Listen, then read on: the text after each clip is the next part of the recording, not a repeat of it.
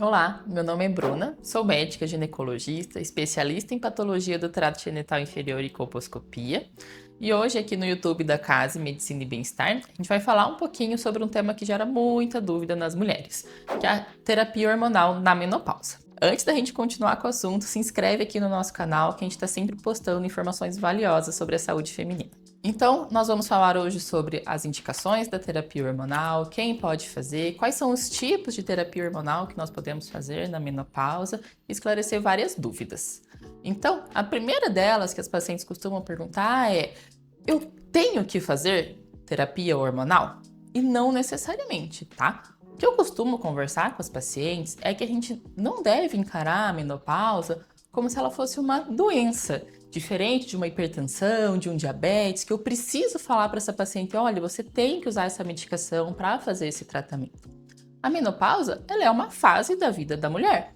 Não seria lógico eu tratar isso como uma doença e falar que todas as mulheres precisam fazer terapia hormonal nessa fase, tá? Mas, felizmente, para aquelas que são mais sintomáticas, que estão tendo mais dificuldade de passar por essa transição, que os sintomas da menopausa estão atrapalhando a qualidade de vida, nós temos a terapia hormonal e temos várias formas, várias vias de fazer essa reposição. E quando a gente fala em terapia hormonal, quais hormônios nós estamos falando em repor aí nessa menopausa? Isso é muito importante da gente entender. Então, quando a gente entra na menopausa, o principal hormônio que o nosso corpo sente falta é o estrogênio. E ele é um dos hormônios que nós vamos repor e é ele que vai realmente ajudar a aliviar os nossos sintomas, principalmente aqueles sintomas dos fogachos, que são os calorões. Mas, se a gente usar só ele, a gente acaba tendo um risco aumentado, principalmente relacionado ao nosso útero, tá?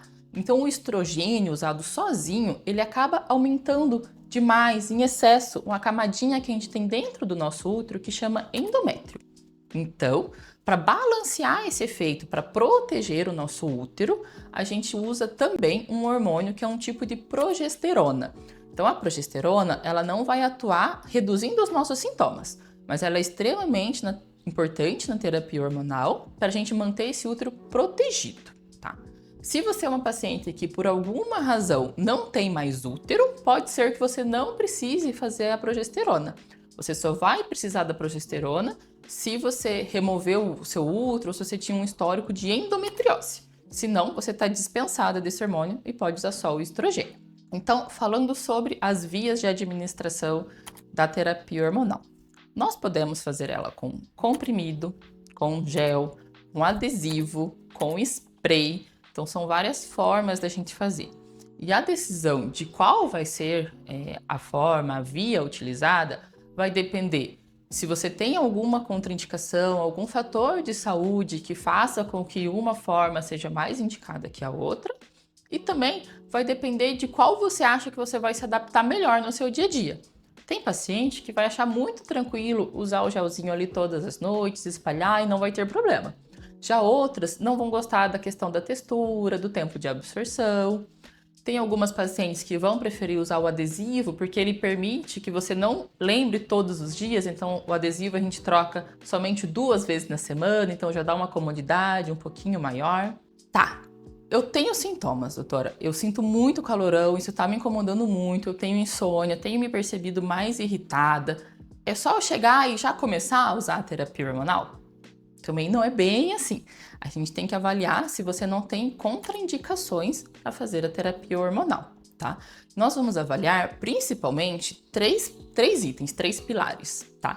O primeiro deles é com relação ao seu risco cardiovascular. Então a gente precisa calcular, precisa saber qual que é o seu risco de ter algum evento trombótico, que a gente chama, um infarto, um AVC, fazer alguma trombose. Para fazer esse cálculo, a gente vai precisar aferir a tua pressão arterial, então isso precisa ser feito em consulta. A gente vai utilizar os valores dos teus exames de sangue da parte do colesterol, teu histórico familiar. A gente vai ver se você tem um risco que é considerado ok, um risco considerado aceitável para a gente fazer a terapia hormonal.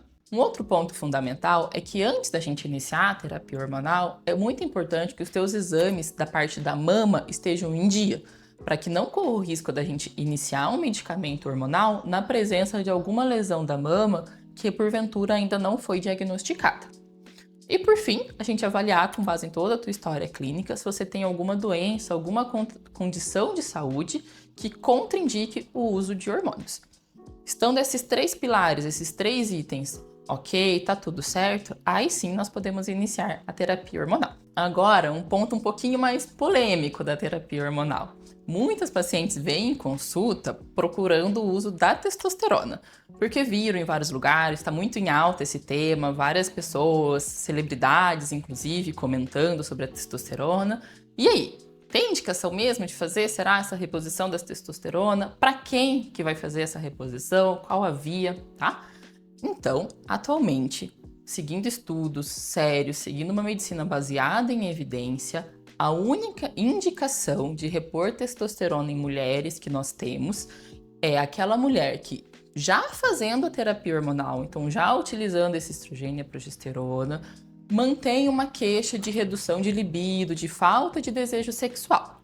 Para essas pacientes, nós podemos sim lançar mão da testosterona, claro, fazendo toda uma avaliação ampla ali com relação a essa sexualidade, essa libido, tentando entender outros fatores que podem estar influenciando para não colocar tudo a culpa na menopausa e na redução dos hormônios, mas essa seria a única indicação.